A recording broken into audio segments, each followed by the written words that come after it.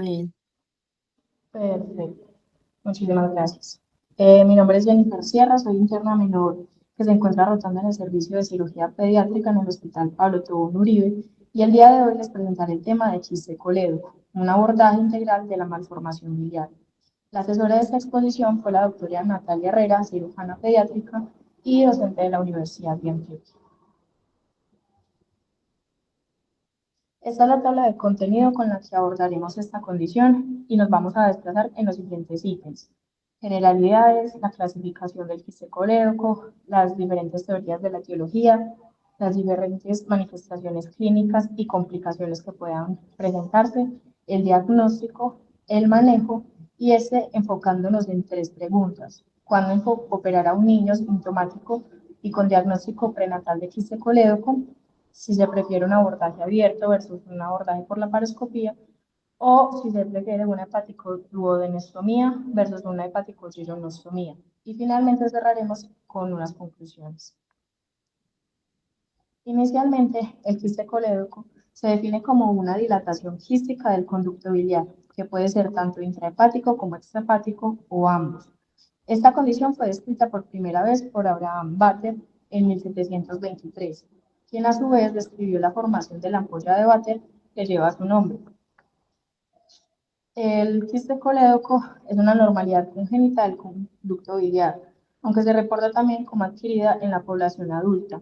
Sin embargo, muchos autores lo reportan también como una lesión premaligna, ya que su aparición puede dar paso al desarrollo de una malignidad en la vía biliar.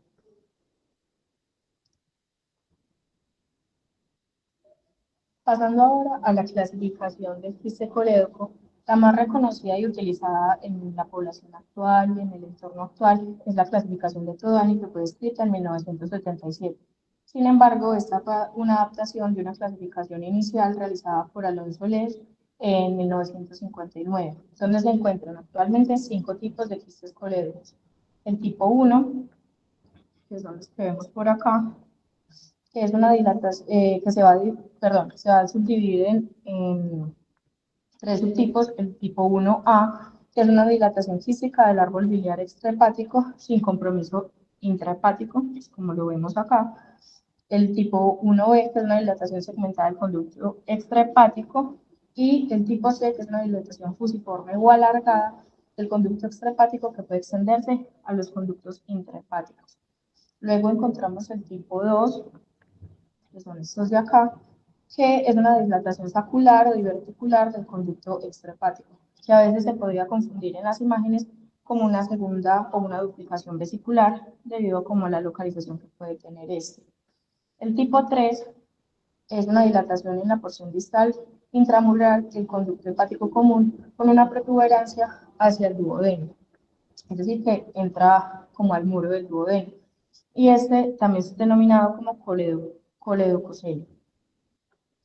En el tipo 4 también encontramos que se subdivide en dos tipos, el 4A y el 4B.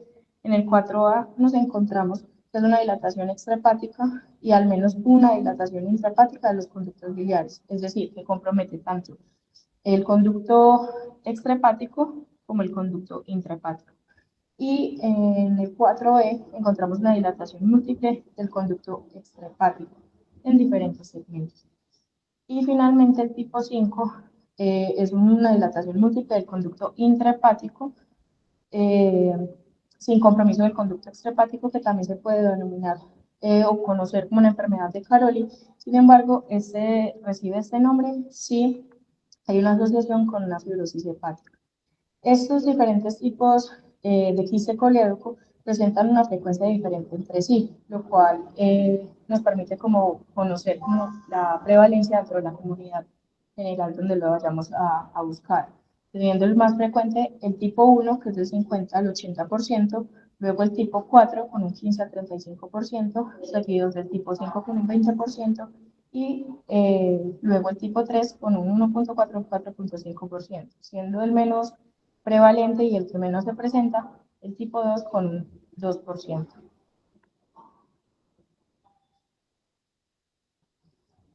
Hablando ahora de los datos epidemiológicos que se encuentran del quiste colédoco, nos encontramos con el dato de que en países occidentales la incidencia de quiste colédoco es de 1 en 100.000 o de 1 en 150.000 pacientes en estos países. Sin embargo, la incidencia es mucho mayor en países asiáticos con un caso en cada 13.000 personas, siendo mucho mayor en países como en Japón, donde la incidencia es de 1 en 1.000 pacientes.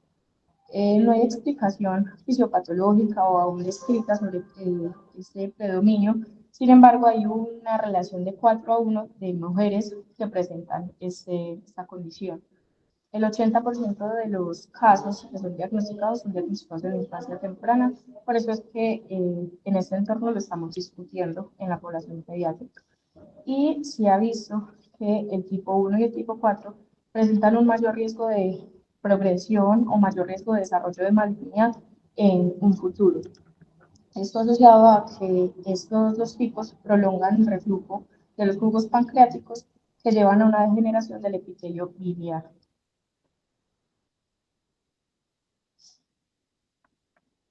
Pasando a hablar ahora un poco de las teorías o de los diferentes elementos que se han descrito para explicar la presencia de un quiste colédoco, nos encontramos que la principal causa que se ha descrito es la teoría de Babbitt, que se describió desde 1969, que es la unión biliopancreática anormal, en la cual hay reflujo de las enzimas pancreáticas en todo el tracto biliar, produciendo una inflamación crónica que progresa y se mantiene, dañando la pared de todo el conducto biliar y con eso va produciendo que al dañar la pared se vaya generando la misma dilatación.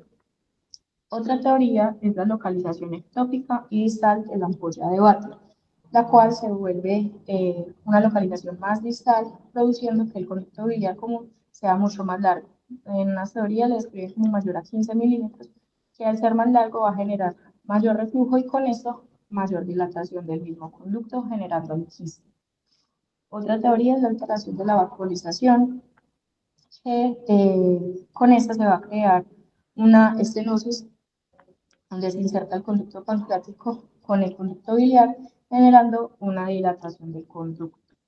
Otras causas que están descritas en la teoría y diversos autores las han mencionado son la debilidad de la pared del conducto biliar que puede ser congénita, la obstrucción del conducto a nivel distal que va a generar, como también lo habíamos mencionado anteriormente, que haya más reflujo y con esto mayor daño en la pared, una disfunción del esfínter de Oddi, desórdenes de motilidad y en algunos muchos autores mencionan causas como infecciones o alteraciones como anormalidades congénitas del desarrollo de otras vías biliares que van a generar el quiste colédoco. Pasando ahora a las manifestaciones clínicas, nos encontramos que en la literatura se ha reportado principalmente una descripción como más teórica frente a qué manifestaciones clínicas pueden tener sus pacientes, que es como la triada clásica del quiste colédoco, que se va a asociar o determinar por un dolor abdominal, que muchos pacientes lo pueden describir como difuso, no siempre va a ser localizado, una masa abdominal palpable, sobre todo en cuadrante superior derecho, y por una ictericia obstructiva. Esta triada no siempre va a estar presente en su totalidad en todos los pacientes. Algunos pueden presentar un síntoma, dos, casi nunca se van a ver los pacientes que presentan la triada completa. Sin embargo, van a haber otros síntomas u otros elementos que nos van a apoyar para poder hacer el diagnóstico de esta condición, como son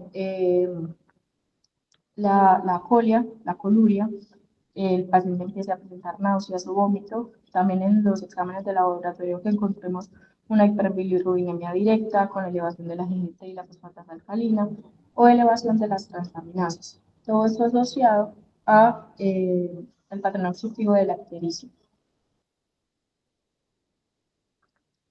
Adicional a los signos, síntomas y hallazgos al laboratorio que les acabo de mencionar, la química del cuadro del quiste colédoco también puede presentarse según las complicaciones que muchos de los pacientes desarrollan asociadas pues, a la presencia del quiste colédoco. ya sea, por ejemplo, colangitis, que van a presentar un perfil hepático alterado, leucocitosis, fiebre, una pancreatitis donde además vamos a tener elevación de la amilasa, lipasa pancreática, de colestasis o colelitiasis, que vamos a tener el dolor abdominal, náuseas, vómitos, hallazgos ecográficos. Vamos a tener también cirrosis biliar-hepática, alteración de los tipos de coagulación. Podemos tener una ruptura espontánea del quiste, que vamos a correlacionar con una peritonitis biliar, que podría presentar con los signos de irritación peritoneal.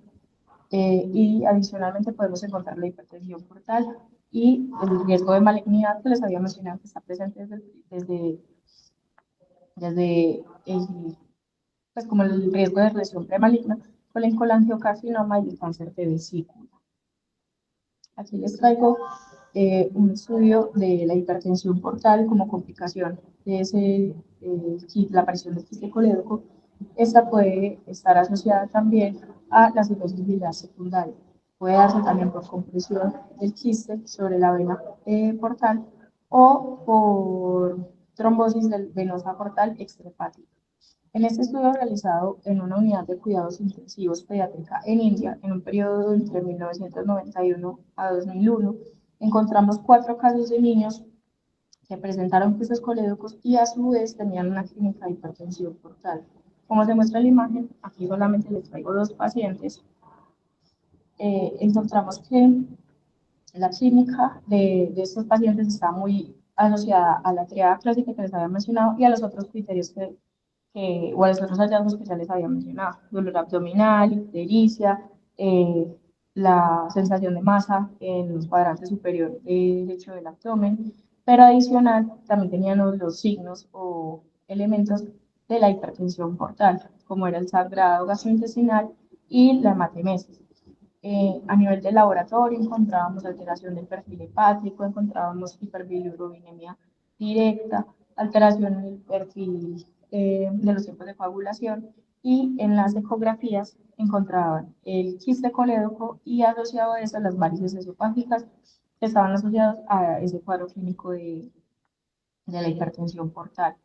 Normalmente sus pacientes también se encontraban hallazgos a nivel de hígado, donde este hígado ya tenía lesiones, estaba cirrótico, y que ya se pueden presentar como las características de las complicaciones de un quiste colédoco.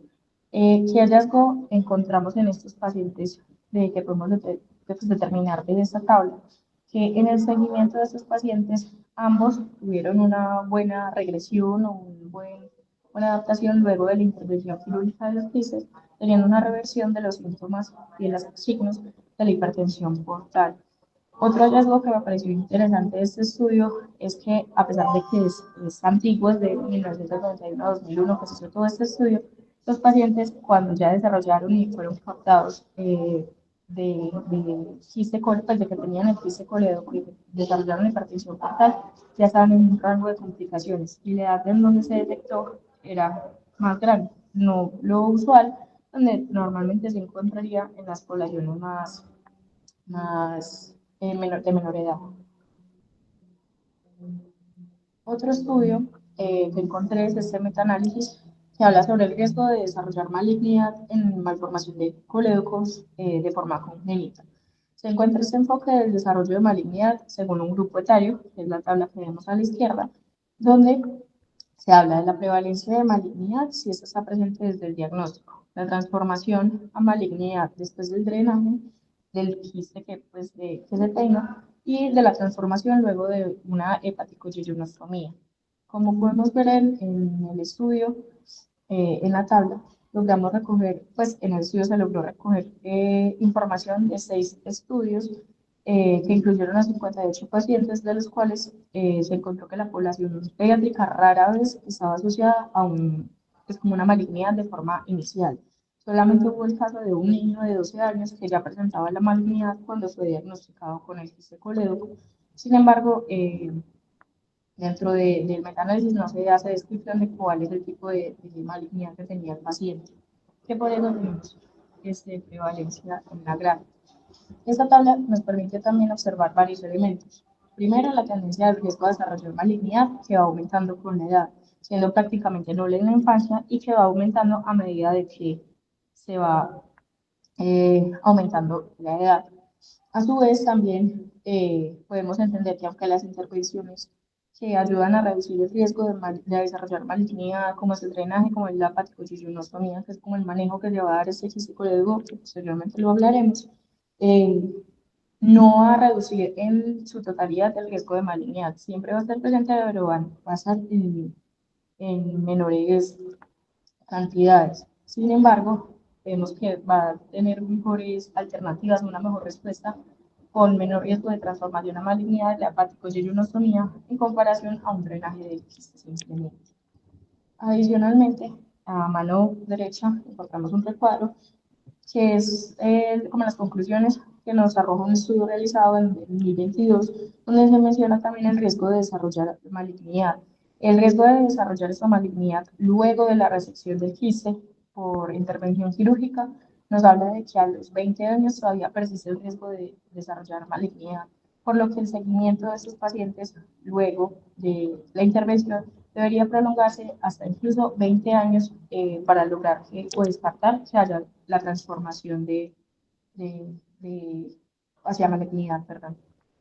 Y adicionalmente nos habla del riesgo de colangiocarcinoma que va aumentando con la edad, correspondiente a como ya lo habíamos mencionado en la tabla de la izquierda, donde el riesgo a los 15 años va a ser de 1,6%, a los 20 años de 3,9%, a los 25 años de 11,3% y a los, 75, a los 90 años, perdón, de 75%, que logramos evidenciar de esta forma también la progresión que va aumentando el riesgo a medida que avanza la edad. Ahora para el diagnóstico nos encontramos como estrategia inicial la ecografía abdominal, que es como el recurso que normalmente vamos a tener disponible para el enfoque inicial, no solo de quiste colédoco, sino de general del dolor abdominal difuso que pueden presentar estos pacientes. La parte positiva que tiene esta ecografía abdominal es que nos va a permitir hacer como el diagnóstico de dilatación del conducto biliar extrahepático, tanto en forma prenatal como postnatal, y va a tener una sensibilidad del 71 al 97%. En el diagnóstico prenatal, que comúnmente se puede realizar entre el segundo y el tercer trimestre de gestación, se puede encontrar una imagen anecoica que normalmente va a estar ubicada en cuadrante superior derecho, delante del riñón, cercano a la vena portal, obteniendo un diagnóstico claro de quiste colédoco si en esa imagen encontramos la comunicación entre el quiste con el conducto biliar. Eso es como la confirmación del mismo. Y a su vez, a nivel postnatal, vamos a encontrar que el quiste colédoco normalmente va a ser un hallazgo incidental o a menos de que sea un paciente sintomático que se busque exactamente esto. A menos de que sea esto, normalmente los pacientes, si son asintomáticos, puede que nunca se encuentre que tienen ese quiste colédoco. Lo vamos a encontrar en la ecografía como recurso inicial que le va a obtener una imagen como la de la derecha, donde encontramos con una flecha una estructura quística y con las cabezas de flecha vamos a encontrar el conducto biliar común, que pues, dado a su cercanía nos va a dar indicaciones de que estamos encontrándonos con un quiste colédoco. Para muchos autores, el recurso que permite la confirmación del quiste colédoco, además de que delimita este quiste y nos ayuda a encontrar o delimitar las estructuras adyacentes al mismo, es la colangiopancreatografía por resonancia magnética, que esta a su vez nos va a permitir como hacer un enfoque hacia el abordaje quirúrgico de estos pacientes. Esta presenta una sensibilidad de alrededor del 70 al 100% y una especificidad de 90 al 100%, además de que es de gran utilidad, ya que evita la radiación, que es tan importante reducirla desde la población pediátrica. Se pueden encontrar imágenes como la que vemos aquí en la derecha, donde con la flecha grande se encuentra, perdón, donde con la flecha grande se encuentra el quiste, que va a ser en forma sacular o discipular, pues, que sale del conducto biliar común y a su vez con la cabeza de la flecha acá encontramos la comunicación con el conducto. Luego tenemos la colangiopancreatografía por endoscopia retrógrada, que es como otra alternativa que tenemos a una imagen diagnóstica con muy buena sensibilidad y detalle de las estructuras de la vía biliar. Sin embargo, es un método que requiere radiación y que es más invasivo, que por esta misma invasión va a tener aumento en el riesgo de una colangitis, una pancreatitis, un sangrado o una perforación que van a correr como más riesgos sobre estos pacientes. Sin embargo, al ser un método invasivo, pues, permite o tiene la ventaja de que se puede hacer manejo inmediato con casos como la colonitis o de litiasis en caso de presentarse.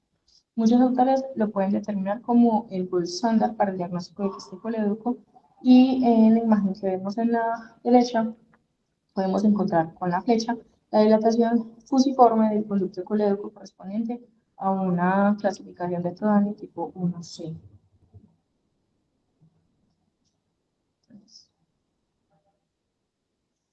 Pasando ahora a hablar un poco del manejo del quiste colédoco, nos encontramos un propósito general que se va a dividir en dos elementos. Inicialmente, la estabilización inicial de las complicaciones que pueden presentar los pacientes, que como les dije al principio, la clínica de los pacientes no solamente va a estar dada por elementos o signos clásicos del psicológico, sino también dado por las complicaciones que pueden presentar estos pacientes.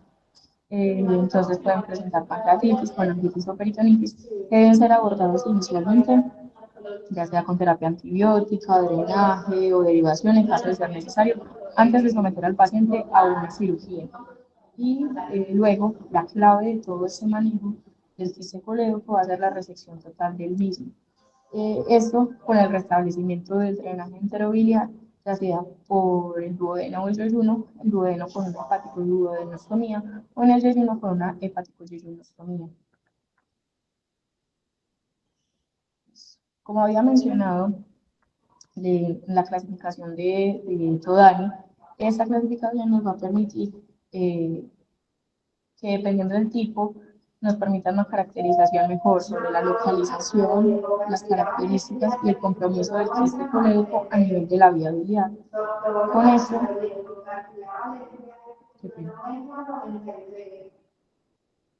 listo. Con esto entonces encontramos que dependiendo de la clasificación de Todani, va a diferir el manejo quirúrgico que se vayan a hacer del quiste colédoco dependiendo del mismo.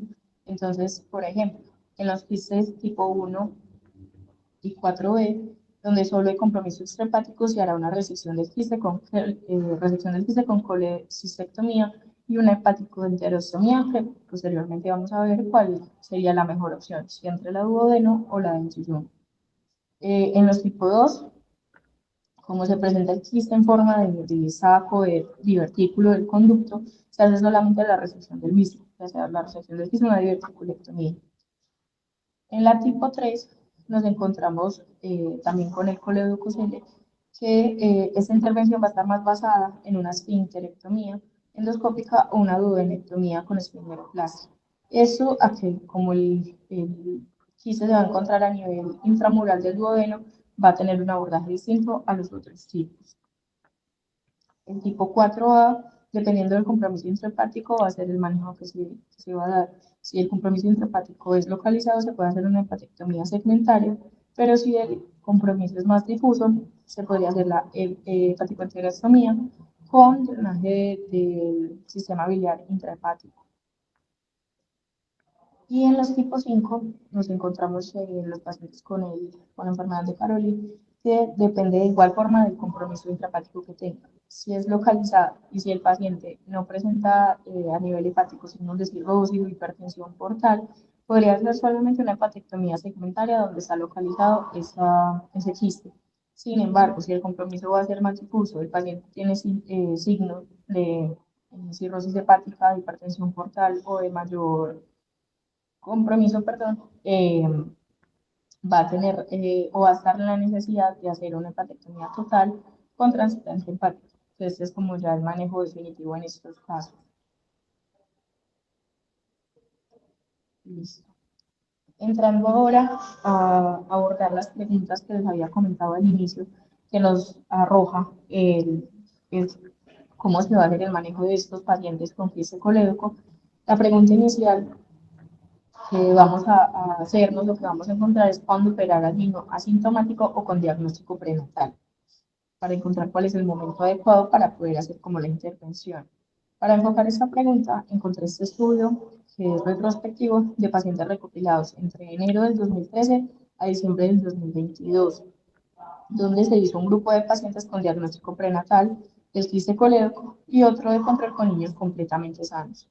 A estos pacientes se les dividió en cuatro grupos: menores de un mes, de 1 a 2 meses, de 2 a 3 meses y mayores a 3 meses. En este cuadro encontramos algunas de las características clínicas de los pacientes antes de la cirugía y con esto logramos ver, como está señalado en los recuadros rojos, que va a haber en los pacientes de 2 a 3 meses y mayores a 3 meses una elevación de las enzimas hepáticas, con valores de P estadísticamente significativos, con lo que nos va a reflejar el daño hepático. Es decir, que en mayores de 2 meses ya va a estar instaurado el daño hepático. A su vez, relacionándolo con esto, encontramos la colestasis presente en los pacientes menores a 2 meses, en los grupos de menor a un mes y menores de 1 a 2 meses, perdón. Lo que se nos va a ayudar con el diagnóstico de que desde esa etapa inicial va a estar el mecanismo desencadenante del daño hepático y posteriormente a los 2 meses ya vamos a encontrar a nivel localizado hepático el daño a ese nivel.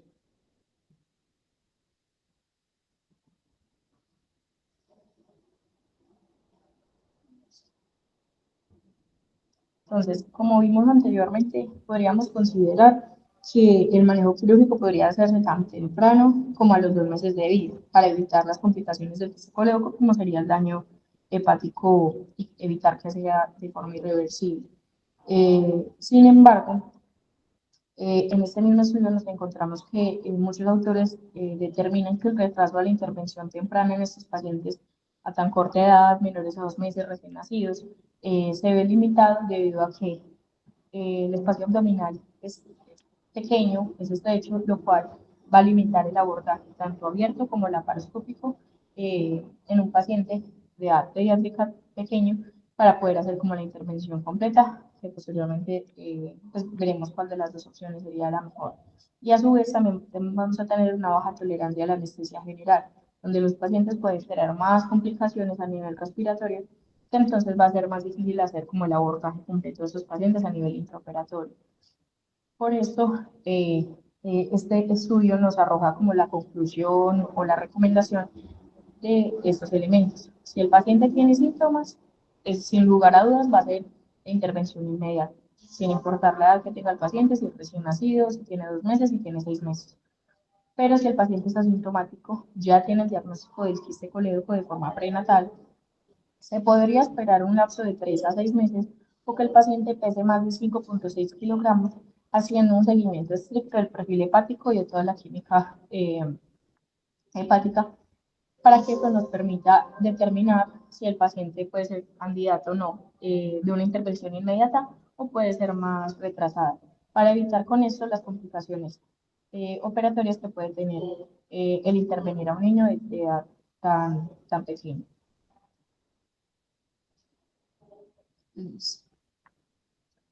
Perdón. Luego con la siguiente pregunta que nos encontramos en este momento es el abordaje abierto versus un abordaje laparoscópico. Debido al enorme avance que ha tenido el abordaje laparoscópico en las intervenciones quirúrgicas en la actualidad y que ha venido durante mucho tiempo, se ha vuelto muy necesario hacernos esta pregunta: si es preferible un abordaje abierto o un abordaje laparoscópico y cuáles son como los beneficios de uno y del otro para las diferentes intervenciones. En este caso, de las intervenciones en la vía biliar y la hepaticoenterostomía de los pacientes con colédoco a nivel pues, de edad pediátrica.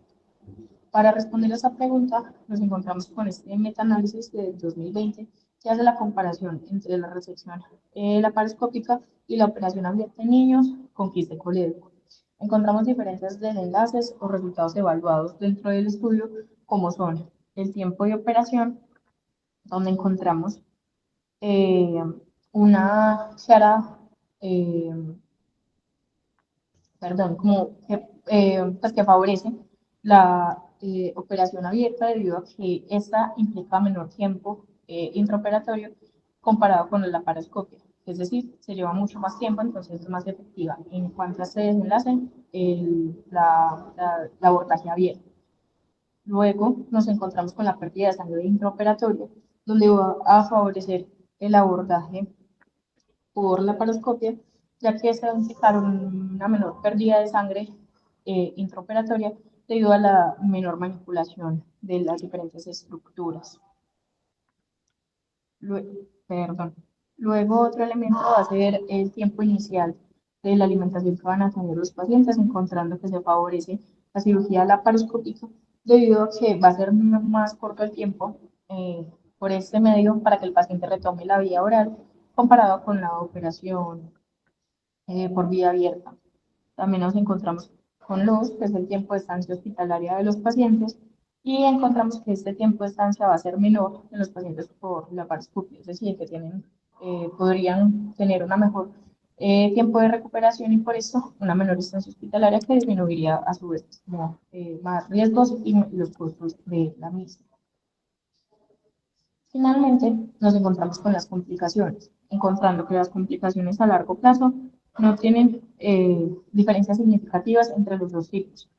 En diferencias a corto plazo nos encontramos elementos como las infecciones de la herida, la fuga de la bilis, disrupción de las anastomosis que se van a generar, por lo que no van a haber diferencias tanto ni del abordaje laparoscópico ni del abordaje cerrado. Cualquiera de las dos, en este caso, tendría los mismos elementos.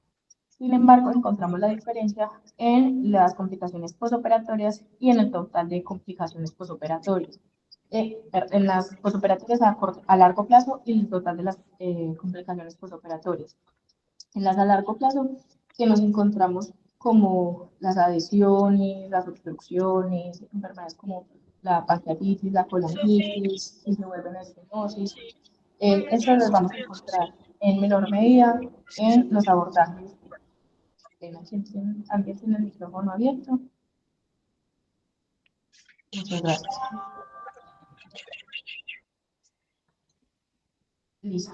Que en estas complicaciones a largo plazo nos vamos a encontrar con los pacientes que van a estar pues, favorecidos por un abordaje laparoscópico, reduciendo esas complicaciones a largo plazo. Y dentro de las complicaciones posoperatorias en total, también van a favorecer el abordaje laparoscópico sobre el abordaje por vía abierta. En conclusión, como encontramos en el recuadro a la izquierda, la laparoscopia tiene mejores resultados en cuanto a pérdida de sangre en cirugía, en transfusiones, en tiempo de inicio de la alimentación, en la estancia hospitalaria de estos pacientes y en las complicaciones postoperatorias totales y a largo plazo, permitiendo que podamos considerar este como un mejor método de intervención en las diferentes intervenciones que se vayan a hacer en sus pacientes. Sin embargo, como se debe considerar siempre el abordaje o el tipo de abordaje que se vaya a hacer considerando las características del caso en particular, los recursos y demás, podemos considerar siempre como de que podríamos tener mejores resultados o mejores beneficios en un abordaje laparoscópico sobre un abordaje abierto.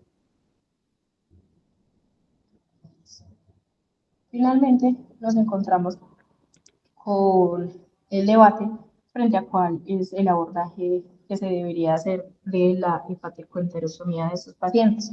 Si va a ser la hepaticoduodenostomía o va a ser la hepaticoyeyunostomía. Encontramos inicialmente que la hepaticoduodenostomía va a ser solamente una anastomosis entre el conducto biliar común y el duodeno, que es como la vemos en este caso de acá.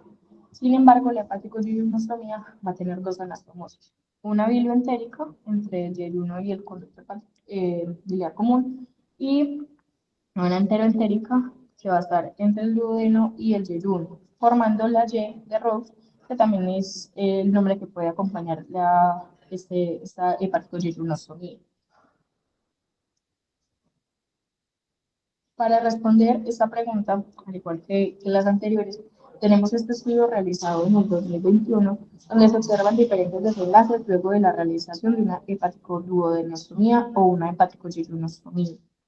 En esto se recogieron diferentes estudios, alcanzando un tope de aproximadamente 1.700 pacientes, donde, dependiendo de las diferentes características y de los elementos que se recogieron en los estudios, encontrábamos desenlaces como el riesgo de colangitis, que no se veían diferencias entre una intervención o la otra, es decir, eh, tanto la hepaticoyeyunostomía como la hepaticoduodenostomía tenían los mismos riesgos, las mismas implicaciones para desarrollar una colangitis, no va a preferir una a la otra.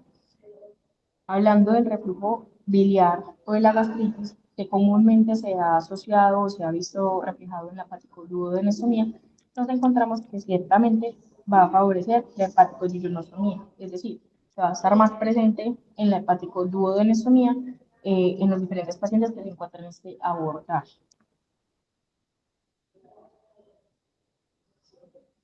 Otra condición que vamos a encontrar en estos pacientes puede ser la obstrucción intestinal por adherencias, eh, que vamos a ver si favorece eh, el abordaje por duodeno o el abordaje por Chichún. En este caso, con los pacientes poquitos que se lograron encontrar en estos estudios que encontraron este desenlace, encontramos que va a favorecer la hepaticoduodenostomía debido a que se ha visto dentro de esos mismos estudios que el abordaje por vía laparoscópica puede generar mayor riesgo de esa obstrucción intestinal por adherencias.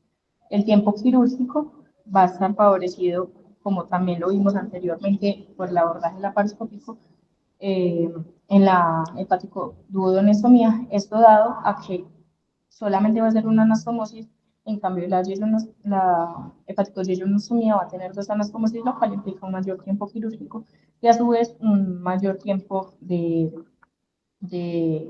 pues como el restablecimiento de la vía biliar por ese lado. Finalmente encontramos la estancia hospitalaria, que no van a haber diferencias entre los dos abordajes, es decir, los pacientes comúnmente van a tener el mismo tiempo de recuperación, va a tener el mismo inicio de la alimentación, el sangrado puede estar también equivalente según los dos tipos de intervenciones, pero frente al tiempo quirúrgico, la obstrucción intestinal por adherencias, nos vamos a inclinar más hacia una hepaticoduodenostomía y frente a la presencia de reflujo biliar y gastritis, nos vamos a inclinar mejor hacia una hepaticoyeyunostomía. Dependiendo pues de las características nuevamente del paciente y de la decisión quirúrgica frente al caso particular de que encontremos en nuestros pacientes. Finalmente, a modo de conclusión, nos encontramos que el quiste colédoco es una alteración de la vía biliar congénita, principalmente evidenciada en la población pediátrica. Como les había mencionado al inicio, casi el 80% de los casos van a estar diagnosticados en esta edad pediátrica, entonces es muy importante reconocer que es una patología o una condición frecuente dentro de esta población pediátrica para lograr reconocerla y identificarla adecuadamente. El diagnóstico inicial va a ser con ecografía, ya que es el recurso inicial para el abordaje de sobre todo el dolor abdominal difuso, las patologías abdominales, y idealmente vamos a tener la colangiopancreatografía por resonancia magnética como recurso donde nos va a determinar de forma detallada y delimitada las alteraciones, donde está el quiste colédoco y las estructuras adyacentes que nos permitan hacer no solo una identificación adecuada de cómo está ubicado, sino también cómo hacer un potencial abordaje quirúrgico de estos pacientes. Tenemos que recordar también que la clínica es variable, no siempre va a ser la TEA clásica. Estos pacientes pueden tener uno de los signos que van a estar en la TEA clásica. Por eso es que es importante reconocer los otros hallazgos o los otros elementos que pueden estar presentando estos pacientes, como les mencionamos al inicio. Esto requiere atención a las complicaciones porque la clínica de los pacientes también está dada a las complicaciones que puedan presentar, colangitis, pancreatitis, peritonitis, hipertensión portal, todas estas complicaciones siempre deben de llamar la atención cuando estén presentes en nuestros pacientes para sospechar un quiste colédoco, que es la causa inicial de estas condiciones. La hepaticoduodenostomía parece tener mejores resultados en cuanto a tiempo quirúrgico, obstrucción por adherencias, aunque presenta riesgo de reflujo biliar, como lo acabamos de ver anteriormente, que aunque no tiene, perdón, aunque tiene mejores resultados en cuanto a tiempo quirúrgico y obstrucción por adherencias, dependiendo de las características del caso, podemos decidir entre uno o el otro. El abordaje quirúrgico por la paroscopía promete mejores resultados en cuanto a la pérdida de sangre en cirugía, la necesidad de las transfusiones, el tiempo de inicio de alimentación, el tiempo de estancia hospitalaria y las complicaciones postoperatorias totales y a largo plazo, convirtiendo así la intervención o el abordaje por la paroscopia como una alternativa principal como a tener en cuenta en cuanto al abordaje que vayamos a tener de estos pacientes. Y finalmente, en niños sintomáticos el manejo quirúrgico debe ser inmediato, como lo habíamos mencionado al principio. No hay necesidad de esperar a que el niño crezca más. Muchos autores lo mencionan de que se puede esperar 1 año, 2 años o hasta que crezca más para evitar los riesgos y complicaciones intraoperatorias, pero como hemos mencionado, si el niño es sintomático, inmediatamente se debe de hacer la intervención, sin importar que sea recién nacido, 2 meses, la edad que tenga. Pero si el niño es asintomático y el diagnóstico lo tenemos a nivel prenatal, podemos hacer el seguimiento estrecho de los 3 a los 6 meses o esperando que el niño pese más de 5,6 kilogramos para evitar las complicaciones postoperatorias que se habían mencionado, de mayor dificultad en el abordaje abdominal para la intervención quirúrgica y el riesgo de la anestesia general en estos pacientes. Muchísimas gracias.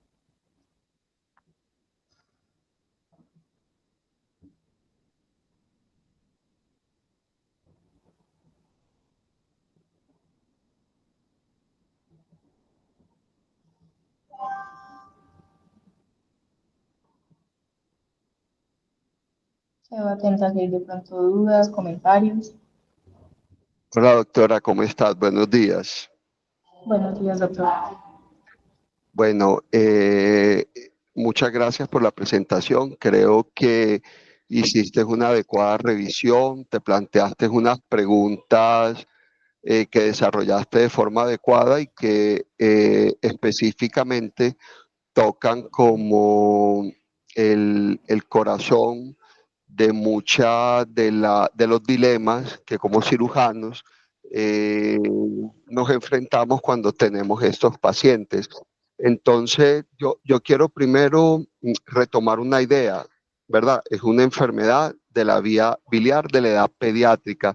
Porque yo creo que es demasiado importante esa primera conclusión, por lo que tú dijiste, hace parte de un anormal desarrollo de la unión biliopancreática, porque muchas veces con el advenimiento del diagnóstico prenatal y postnatal tenemos niños con diagnóstico de quiste de colédoco. Tercero, porque pues valga la redundancia, por tratarse de una cirugía realizada en niños por una enfermedad pediátrica, debe ser realizada por un cirujano pediátrico y no pues por médico de adultos. Aunque sepan mucho de vía biliar, la patología pediátrica es del cirujano pediátrico. Tercero, me gustó mucho la complicación del tema de la edad. Hay estudios y de hecho hay metaanálisis que comparan el daño del hígado en el quiste de colédoco incluso con el de la atresia de vías biliares, incluso por eso ese número de 90 días, que de hecho ahora lo mencionas en el quiste de colédoco, yo en lo personal pienso que la edad y el peso del paciente no deben retrasar la cirugía. Ojalá nunca llegáramos a elevación de transaminasas o de colangitis, porque uno de los aspectos técnicos es que cuando ya el niño ha hecho colangitis, el fenómeno inflamatorio probablemente va a dificultar un poquito más la disección y va a ser un mayor reto para el cirujano. Algo importante que no recuerdo si mencionaste, pero lo quiero decir, que incluso un quiste de colédoco puede ser la causa de un abdomen agudo. Hemos tenido casos de quistes de colédoco rotos que producen una peritonitis biliar y niños sépticos no solo por colangitis, sino por por una peritonitis biliar. Bueno, el otro comentario que tengo es que definitivamente la primera opción es la cirugía mínimamente invasiva. Digamos que la cirugía mínimamente invasiva eh, igual no es una complicación terminar convirtiendo la cirugía si hay alguna dificultad técnica, pero yo pienso que el tema de la curva de tiempo se va mejorando y realmente la mínima invasión permite una mejor magnificación, permite incluso un manejo muy pulido de los tejidos, menos riesgos de sangrado, de bridas, de adherencias. Entonces yo pienso que debe ser la primera opción y si no se puede, pues se convierte el paciente y eso no es una complicación. Eh, y por último, definitivamente la Y de Rux. La Y de Rux pues, va a evitar el reflujo biliar. En mi opinión, la migración larvaria va a disminuir la colangitis, el síndrome de sumidero. De hecho, yo pienso que hacer una Y de Rux por la paroscopia realmente no prolonga el tiempo del procedimiento. La anastomosis se puede hacer extracorpórea con sutura mecánica. Mm, Yo en lo personal, siempre las anastomosis en el asa biliar las hago terminolaterales. Yo sé que hay autores que las hacen terminoterminales, yo las hago terminolaterales y voy a confesar algo, en cirugía abierta usaba mucho el PDS, ahora cuando se hace por mínima invasión, en lo personal yo prefiero el Bicril pero realmente más por el manejo del anudado del biquil por la paroscopia. A veces el PDS es un poquito más rebelde, pero pues, es una opinión personal. Pues yo pienso que igual por PDS se puede reproducir igual de bien por la paroscopia. Entonces, de nuevo, doctora, muchas gracias. Muchas gracias, doctor, por esos comentarios. De pronto alguien más tiene algún comentario.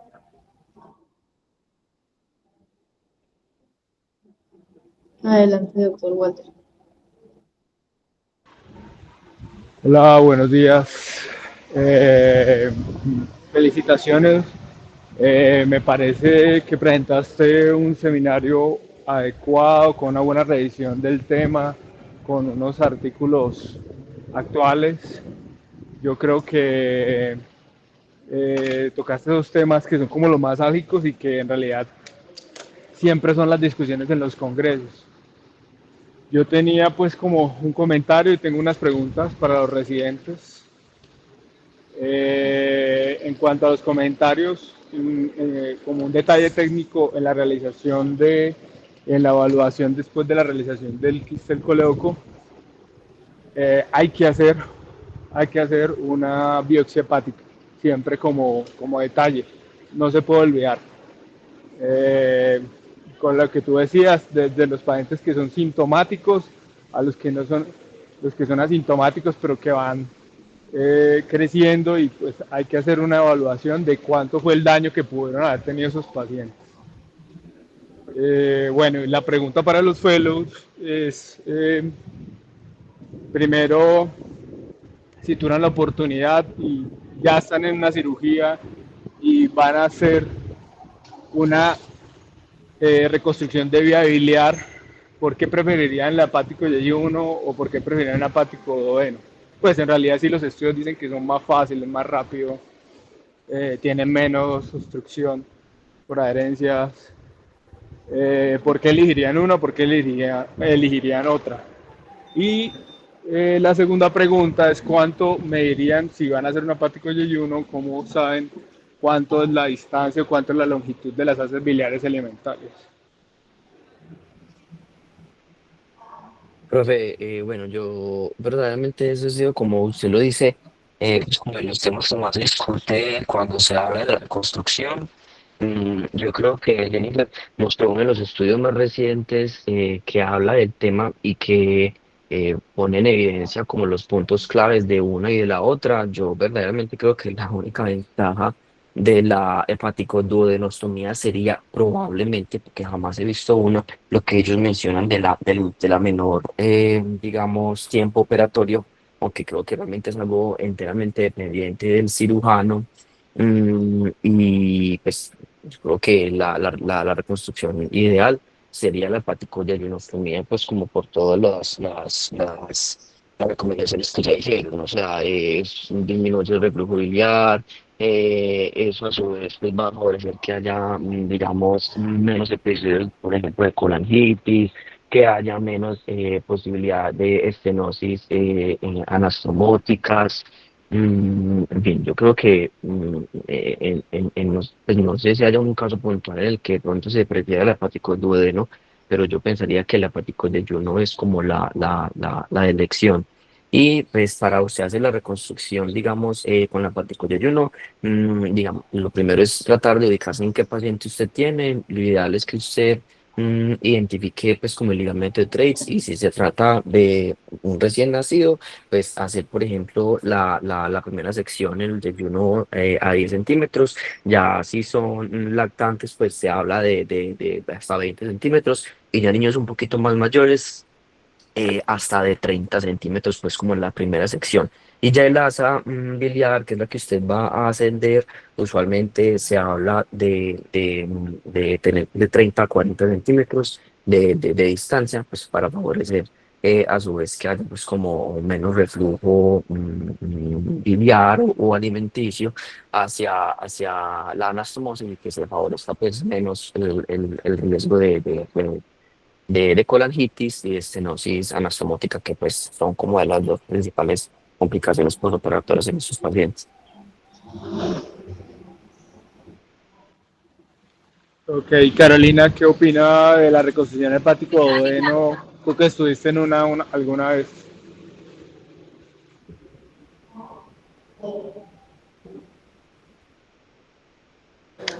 Hola, profe. No, es que tengo súper mala señal, pero la que tuvimos nosotros es que no teníamos suficiente intestino delgado para poder hacer un hepático yeyuno. Pues sería como lo que tenía una experiencia, pero el resto siempre me ha tocado hepático yeyuno. Bueno, yo pues ahí tengo que, o hay que mirar los estudios con cuidado. Uno va a los congresos y todo el mundo habla del hepático duodeno, todo el mundo la muestra como más rápido, menos complicaciones, muestran siempre los estudios del doctor el tailandés, se me va el apellido en este momento, muestran el metaanálisis de las comparaciones del hepático y el hepático duodeno. Yo lo miraría con cuidado, y ya habíamos hablado ahorita, estamos hablando ahorita de que estos niños van a crecer, los riesgos de complicaciones, los riesgos a futuro cuando los pacientes crecen. Y la reconstrucción duodenal, que inicialmente la describió el mismo Todani, al final de los años 70, inicio de los 80, el mismo al inicio de los 90 dijo, no, no lo hagan, no lo hagan. Porque él empezó a notar y empezaron a darse cuenta que estos pacientes que él había operado al final de los 70 y está empezando en los 90, empezaron a tener casos de cáncer gástrico, que teóricamente se cree que muchos de estos pacientes que se operan en ese momento eh, desarrollaron cáncer gástrico secundario reflujo biliar, que pues en el proceso de metaplasia, displasia, adenocarcinoma, se veía normalmente, o lo que en teoría aparece en los libros es que usted lo ve entre 20 a 30 años después de estar expuesto al reflujo biliar. ¿Qué es lo que pasa con estos estudios? Estos estudios ninguno hace un seguimiento a más de 10 años. Incluso algunos son estudios de seguimientos de 1, 2, máximo 5 años. Entonces uno se queda corto para saber en realidad si esto en realidad va a ser cierto. Está la otra contraparte de los que dicen que el píloro hace una válvula al reflujo biliar. Entonces hay un estudio mexicano que hizo una evaluación fisiológica de la medición del pH en los pacientes con reconstrucción de hepático duodeno. Ellos les gusta mucho esa reconstrucción. ¿Y qué encontraron? Que parece que el pH era igual en ambos tipos de pacientes, inclusive no había un incremento del reflujo biliar. Uno lo deja uno todavía interrogado.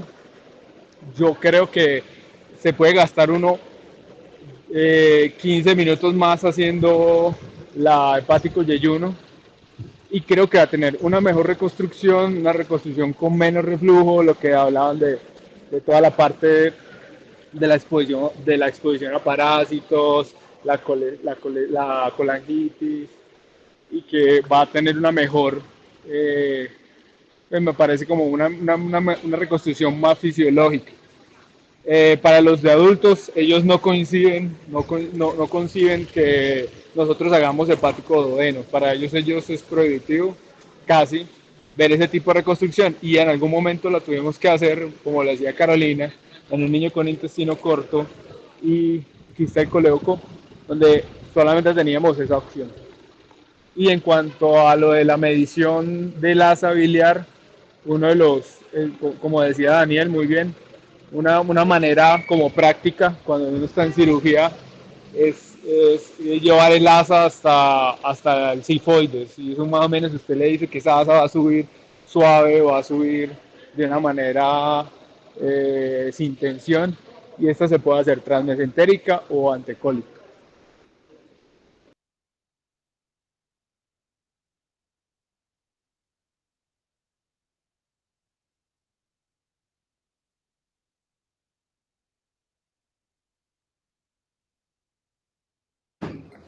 Muchas gracias, profe.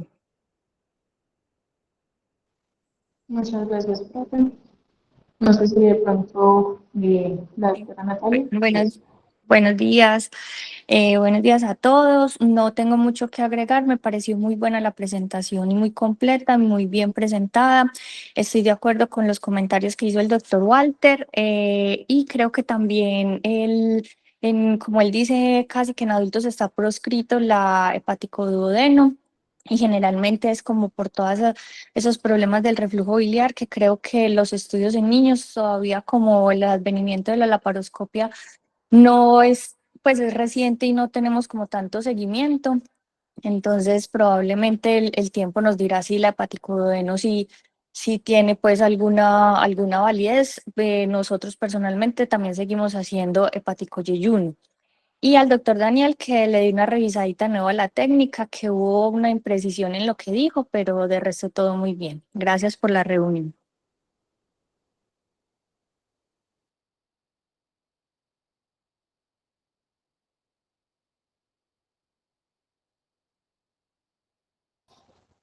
Perfecto, no veo más manos levantadas. Entonces,